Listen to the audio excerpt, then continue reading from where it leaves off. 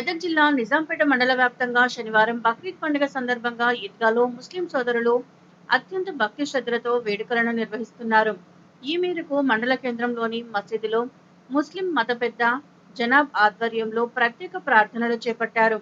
ఈ సందర్భంగా ఆయన మాట్లాడుతూ త్యాగానికి ప్రతీకగా బక్రీద్ పండుగను కొలుస్తామన్నారు. ఈ కార్యక్రమంలో ముస్లిం కులస్తులు మైనుద్దీన్, ఇక్బాల్, ఇబ్రహీం, మాజీ కోఆప్షన్ అబ్దుల్ అజీజ్, నజీరుద్దీన్, తలాక్ సిద్దిక్, బాబు మియా, షారుల్లా, ఖలీల్, అజీజ్, రఫీక్, హుసేన్ తదితరులు పాల్గొన్నారు. आज ईद उल फितर ईद उल अज़हा का दिन है, कुर्बानी का दिन है, खुशी का दिन है। अल्लाह ताला ने खुशी का दिन अता फरमाया है, अल्हम्दुलिल्लाह। और ईद की नमाज़ मस्जिद में अदा की गई। ईदगाह अभी काम बाकी है और रोड से नीचे हो गई, बहुत चढ़ना उतरना मुश्किल है, इसलिए ईद की नमाज़ मस्जिद में अदा की गई और मस्जिद का अंदरूनी हिस्सा अल्हम्दुलिल्लाह पूरा हो गया है और खुशी खुशी ईद की नमाज़ अदा की गई।